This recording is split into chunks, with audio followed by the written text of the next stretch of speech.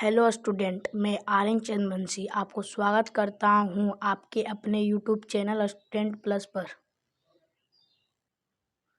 आज का video class 8 का इंग्लिश का है और चैप्टर 1 द विंड कैप, जो एग्ज़ाम के नज़रिए या फर्स्ट यूनिट टेस्ट के नज़रिए से बहुत ही इम्पोर्टेंट है। द विंड कैप, वायु यानी हवा की टोपी। ओके, और इसका हम क्वेश्चन आंसर दिए हैं जो आप बहुत अच्छी तरह से नोट कर लीजिएगा, समझिएगा, ठीक ना। इसके साथ हिंदी भी मिला हुआ है समझने के लिए, ठीक है। देखिए, एक्टिविटी 1 दिया है कि टिक द करेक्ट अल्टरनेटिव, यानी सही विकल्प में सही का निशान लगाओ। दिया है कि the lad had wanted to be a, लड़का क्या बनना चाहता था। ऑप्शन दिया है डॉक्टर, स्पोर्ट्समैन, सेलर। तो लड़का सेलर बनना चाहता था, सेलर मीन्स नाविक बनना चाहता था। ओके, क्वेश्चन 2 दिया है कि mother told the lad that he ने द स्मेल ऑफ द, यानी मदर किसकी सुगंध को पहचानने के लिए बोलती है ना, जानने के लिए बोलती है। जैसा ये ऑप्शन दिया चार्टों कि सोइल है, फूड है, फ्लावर, जैसा ये आंसर है सोइल। माँ मिट्टी का स्वाद के सुगंध के लिए बोलती है ना, सोइल, यानी ऑप्शन ए है सोइल। ओके, क्वेश्चन 3 दिया है कि John put the turtle on his back head hand, है ना। अपने जॉन टर्टल को कहाँ रखा था, ठीक ना। तो इसका सही आंसर है बी, हेड, यानी सिर पर रखा था। ओके, द क्वेश्चन 4 दिया है कि the ferry man wanted to know John, ठीक ना, एज, नर्म, हार्ट्स, डिजायर। इसका सही आंसर है ऑप्शन सी, हार्ट डिजायर, हार्दिक इच्छा जानना चाहिए, ठीक ना, कि फेरी जॉन से। ओके, मैंने फेरी मीन्स क्या हुआ कि परी, है ना, जॉन से क्या जानना चाहिए, तो हार्दिक इच्छा जानना चाहिए। ओके, एक्टिविटी 2 दिया है कि rearrange the flowing sentence in the correct order and put the numbers in the given boxes. निम्नलिखित वाक्य है, उसमें बॉक्स में नंबर लिखना है, कौन फर्स्ट है, कौन सेकेंड है, कौन थर्ड है। तो एक नंबर दिया कि John met the tiny green turtle, है ना, ये एक नंबर दिया है। इसी तरह से आगे भी दिया है, ठीक ना, 2 दिया है, 3 दिया है, 4 दिया है, 5 दिया, 6 दिया है। देखिए, हम इसे सजाए हैं कि जो शुरू में लिखा था, है ना, ये कि जॉन मेट है, जॉन के साथ छोटी परी कछुए से की मुलाकात हुई। तो ये जो है, ये आपका कितना नंबर है, ये 2 नंबर में लिखिएगा। 1 नंबर में देखिए ये लिखा है, देखिए, ठीक है, 1 नंबर में ये होगा, देखिए 1 नंबर लिखा है। और जो 3 नंबर में ये है 4 नंबर लिखिएगा, ये वाला है 3 नंबर में, ये है 5 नंबर में, ये है 6 नंबर में। इस तरह से आप नंबरिंग करके बहुत अच्छे तरह से लिख लीजिएगा, अरेंज करके। ओके, फिर भी समझ में नहीं आए तो हमारे जो नंबर दिया उससे आप कॉन्टेक्ट कीजिएगा। ओके, एक्टिविटी 3 दिया है, कार्य कुशलता 3, आंसर द फ्लोइंग क्वेश्चंस, ठीक है, कि why do you think John thought that the turtle would be safe on his head. तुम क्यों समझते हो कि जॉन की समझ से कछुए उसके सिर पर सुरक्षित रहेगा। तो इसका आंसर दिया, the turtle would be safe in his head as long as John was flowing in the field. The turtle would not be safe in the field during flowing, that is why I think that the turtle would be safe on his head. इसका हिंदी दिया कि John जब तक खेत में हल चलाएगा तब तक कछुआ उसके सिर पर रहने से ही सुरक्षित रहेगा। इसका रीजन क्या था कि हल जोतते समय जमीन पर वह असुरक्षित था, इसलिए मैं समझता हूँ कि कछुआ अपने सिर पर ही सुरक्षित रहेगा। ओके, और नेक्स्ट दिया है, देखिए, ठीक ना, नेक्स्ट दिया इस तरह से कि since you put on the, इसको अच्छी तरह से पढ़ लीजिएगा, ठीक है।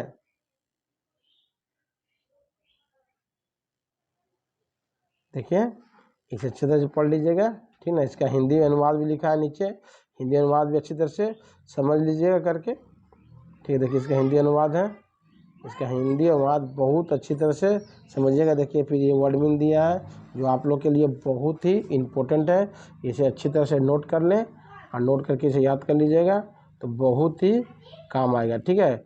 अब एक्टिविटी 4 दिया है कि complete the flowing sentence with information from the text. पाठ्य पुस्तक से सूचना लेकर निम्नलिखित वाक्यों को पूरा करो। क्या दिया है कि the cap that sailor most desire in is a cap full of wind, है ना। देखिए is a cap full of wind जो है वही ब्लैंक में भराएगा, ठीक ना। फिर दिया seeing the ship anchored near the shore, इसमें क्या होगा, इसमें C requested the captain to take him along, यही फील होगा। सी नंबर दिया है कि सी नंबर में the east wind the west wind, यही इसमें फिलअप होगा। डी नंबर दिया है, डी नंबर में for a year and a day young John did not set foot on land, यही इसमें फिलअप होगा। ओके, इसका हिंदी में लिखा है, आप हिंदी समझिएगा। अब एक्टिविटी 5 दिया कि आंसर द फॉलोइंग क्वेश्चन, निम्नलिखित प्रश्न उत्तर दो कि why did the ferry man offer John the wind cap, कि परी मानव जॉन की वायु टोपी क्यों देना चाहिए। सही आंसर है कि द फेरी मैन ने the inner desire of John so he offered John the wind cap, की परी मानव जॉन की हार्दिक इच्छा जानती थी, इसलिए वह जॉन को वायु टोपी देना चाहिए। क्वेश्चन बी दिया है कि what was the condition that was associated with the wind cap, यानी वायु टोपी के साथ शर्त क्या थी। इसका सही आंसर है कि John could neither take his cap off before his captain nor at bed time, John ना तो इसे अपने कैप्टन के सामने और ना ही सोने के समय उतार सकता था। ओके, क्वेश्चन नेक्स्ट दिया है सी कि why did John become popular with the seller, नाविक के सामने जॉन लोकप्रिय क्यों थे। यह सही आंसर है कि John could supply the needed wind very easy so he became very popular with the seller, कि जॉन अति सहज की आवश्यकता वायु की पूर्ति कर सकता था, इसलिए वह नाविक के निकट बहुत लोकप्रिय हो गया था।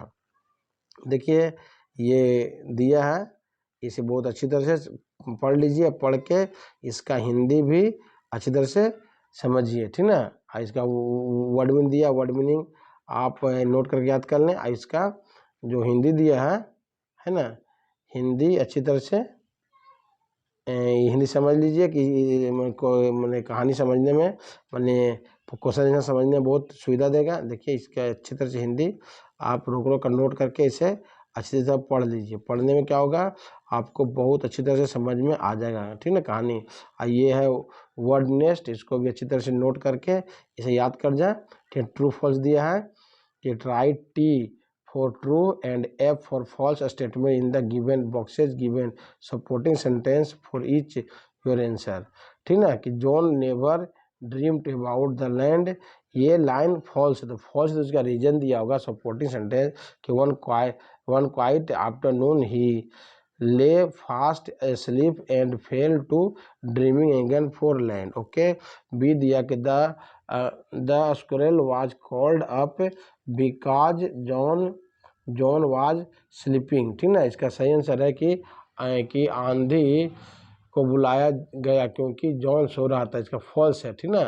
फॉल्स, तो इसका सही आंसर है कि it called up a squirrel from the clear sky that hit the ship without a warning. C दिया कि the captain was angry with John, ये फॉल्स है, इसका स्टेटमेंट दिया कि दे शाउटेड इन एंगर, ठीक ना। फिर डी दिया कि John did not return the wind cap to the ferry man, ये फॉल्स है, इसका सपोर्टिंग स्टेटमेंट्स है कि the place the wind cap under a stone where he ने the ferry man would find it, ठीक ना। एक्टिविटी 7 दिया है, आंसर द फॉलोइंग क्वेश्चन कि why did the sailor try to rip off the cap from John head, कि नाविक ने John के सिर से टोपी क्यों हटाना चाहा। तो इसका आंसर है the sailor try to rip off the cap from John's head because they wanted to stop the squirrel, the नाविकों ने जॉन के सिर से टोपी इसलिए हटाना चाहा क्योंकि वे तेज आंधी को रोकना चाहते थे। क्वेश्चन बी दिया कि how did John divided his time between land and sea. इसका हिंदी और इसका आंसर होगा कि John divided his time of 6 months each to the land and sea, कि जॉन 6 महीने स्थल के लिए और 6 महीने समुद्र के लिए अपना समय बांटा था। क्वेश्चन सी दिया कि do you think John was rightly called captain turtle, give reasons for your answers. क्या तुम मानते हो कि जॉन का नामकरण टर्टल कैप्टन सही था? आप अपने उत्तर का कारण बताओ। As I think John was rightly called turtle captain as he was the several of turtle and was the product of turtle ferry. हाँ, मैं समझता हूँ कि टर्टल कैप्टन के रूप में जॉन का नामकरण बिल्कुल सही था, क्योंकि वह कछुए का रक्षाकर्ता और कच्छप परी का अवदान था। Why did John want to return the wind cap to the ferry man. John क्यों वाई टोपी मानव परी को वापस करना चाहता था? इसका सही आंसर है कि John wanted to return the wind cap to the ferry because he did not like to be isolated from his land. John मानव परी को वाई टोपी इसलिए देना चाहता था क्योंकि वह स्थल भूमि में विच्छिद होकर नहीं रहना चाहता था। ठीक है, अब देखिए निम्नलिखित वाक्यों को पढ़ो, इसको अच्छी तरह से पढ़िएगा, ठीक ना। अब एक्टिविटी 8 दिया है कि underline the verb in the flowing sentence the suggest action that began in the past and are still continuing, ठीक ना। निम्नलिखित वाक्यों में जो सब क्रिया अतीत का प्रारंभ किया गया है वो नीचे निशान लगा है। देखिए नीचे निशान लगा हुआ, आप लोग भी अच्छी तरह से पढ़ के समझ लीजिएगा। नीचे जो अंडरलाइन लिखा है वही मैंने कि वर्ब जो अंडरलाइन करने बोला वही बोला है, ठीक ना। देखिए रीड द फ्लोइंग सेंटेंस, इसे भी अच्छी तरह से पढ़कर इसे समझिएगा। क्वेश्चन 8 का बी दिया underline the verb in the flowing sentence which suggest action that the before point the continue of the time, कि नीचे दिए वाक्यों को नीचे दाग लगाओ। अतीत में किसी समय को आरंभ हुआ था, वह समय तक चल रहा था। देखिए इस तरह से आप भी दागी लगा लीजिएगा, ठीक है। एक्टिविटी 8 का सी है कि fill in the blanks with either the present perfect continuous और present past perfect continuous tense, ठीक ना। तो ये दोनों टेंस के बाद अंडरलाइन करना तो अंडरलाइन कर लीजिएगा। देखिए हम करके रख दिए हैं, ठीक ना। एक्टिविटी 9 है कि replace the underlined words with their Anton, है ना, कि इसका एंटोन लिखना है कि, ठीक है, तो जिस तरह से दागी लगा उसी का एंटोन है, इसको अच्छी तरह से समझ लीजिएगा, ठीक है। देखिए इस तरह से, ओके, ठीक ना। एक्टिविटी 10 का ये है दिया कि imagine you are out on the open sea in a boat with waves rising all around you. Would you feel scared or excited? We write a paragraph in about 80 words describing your experience of the sea voyage. कल्पना करो कि तुम मुक्त समुद्र में अपने अगल बगल उतराल तरंगों के बीच नाव लेकर निकलो हो। क्या तुम डरोगे या उत्तेजित होगी? प्राय 80 वर्ड में इसको लिखना है। देखिए लिखा हुआ, इसे अच्छी तरह से आप नोट कर लीजिए, ठीक है। इसका हिंदी भी लिख दिए हैं, इसको हिंदी भी अच्छी तरह से नोट करके इसको पढ़ लीजिएगा, ठीक ना। फिर दिया है इसका 10 का बी दिया है, देखिए कि suppose you had wished to perform on stage for a long time on the occasion of your school's annual function. You finally got a chance to do so. Write a letter to your friend describing how you felt when your wish and fulfilled. कि मान लो कि तुम्हें बहुत दिन से मंच पर अभिनय करने की हार्दिक इच्छा थी। तुम्हें अपने स्कूल में वार्षिक सांस्कृतिक कार्यक्रम में भाग लेने का अवसर मिला और इसमें एक भूमिका तुम्हें निभाना है। अपनी किसी मित्र को पत्र लिखकर खुशी इजहार करो।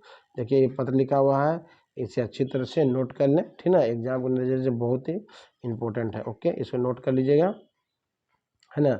समझने के लिए हिंदी भी लिखा हुआ, तो हिंदी भी अच्छे से नोट करके समझिएगा, ठीक है। आइए वीडियो जो अब तो मेरे चैनल सब्सक्राइब कर दें। आइए वीडियो अपने दोस्तों में शेयर कीजिएगा, और भी क्या क्या वीडियो चाहिए तो आप उसके लिए कमेंट बॉक्स में कमेंट कीजिएगा।